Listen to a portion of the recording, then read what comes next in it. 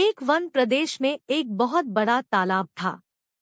हर प्रकार के जीवों के लिए उसमें भोजन सामग्री होने के कारण वहां नाना प्रकार के जीव, पक्षी, मछलियां, कछुए और केकड़े निवास करते थे। पास में ही बगुला रहता था, जिसे परिश्रम करना बिल्कुल अच्छा नहीं लगता था। उसकी आंखें भी कमजोर थी। मछलियां पकड़ने के लिए तो मेहनत करनी पड़ती है, जो उसे खलती थी। इसलिए आलस्य के मारे वह प्रायः भूखा ही रहता।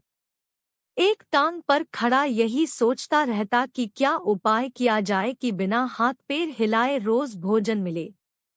एक दिन उसे एक उपाय सूझा तो वह उसे आजमाने बैठ गया। बगुला तालाब के किनारे खड़ा हो गया और लगा आंखों से आंसू बहाने। एक केकड़े ने उसे आंसू बहाते देखा तो वह उसके निकट आया और पूछने लगा, मामा, क्या बात है, भोजन के लिए मछलियों का शिकार करने की बजाय खड़े आंसू बहा रहे हो? बगुले ने जोर की हिचकी ली और भर्राए गले से बोला, बेटे, बहुत कर लिया मछलियों का शिकार। अब मैं यह पाप कार्य और नहीं करूँगा। मेरी आत्मा जाग उठी है, इसलिए मैं निकट आई मछलियों को भी नहीं पकड़ रहा हूँ। तुम तो देख ही रहे हो। केकड़ा बोला, मामा, शिकार नहीं करोगे, कुछ खाओगे नहीं तो मर नहीं जाओगे। बगुले ने एक और हिचकी ली, ऐसे जीवन का नष्ट होना ही अच्छा है बेटे, वैसे भी हम सबको जल्दी मरना ही है।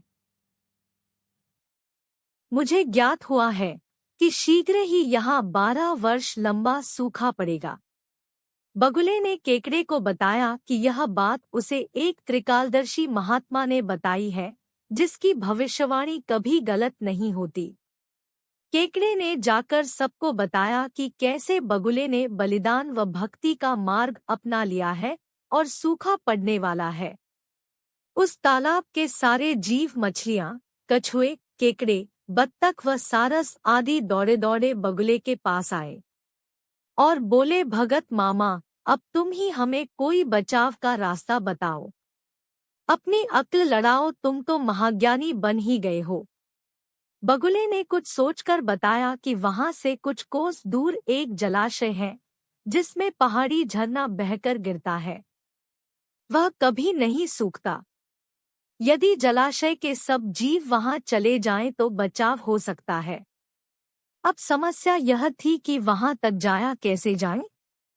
बगुले भगत ने यह समस्या भी सुलझा दी, मैं तुम्हें एक एक करके अपनी पीठ पर बिठाकर वहां तक पहुंचाऊंगा, क्योंकि अब मेरा सारा शेष जीवन दूसरों की सेवा करने में ही तो गुजरेगा। सभी जीवों ने गदगद होकर बगुला भगत जी की जय के नारे लगाए। अब बगुला भगत के पौबारा हो गई। वह रोज एक जीव को अपनी पीठ पर बिठाकर ले जाता और कुछ दूर ले जाकर एक चट्टान के पास जाकर उसे उस पर पटक कर मार डालता और खा जाता।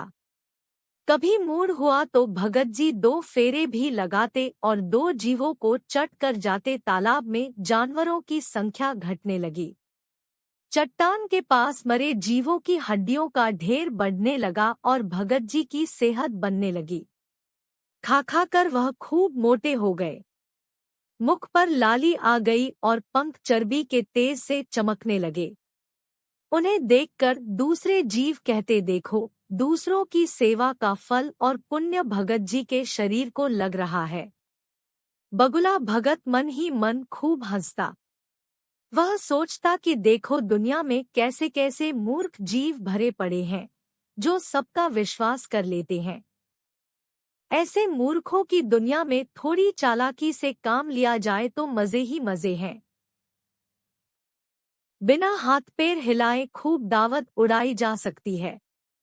बहुत दिन यही क्रम चला। एक दिन केकड़े ने बगुले से कहा, मामा, तुमने इतने सारे जानवर यहाँ से वहाँ पहुँचा दिए, लेकिन मेरी बारी अभी तक नहीं आई। भगत जी बोले, बेटा, आज तेरा ही नंबर लगाते हैं, आजा मेरी पीठ पर बैठ जा। केकड़ा खुश होकर बगुले की पीठ पर बैठ गया।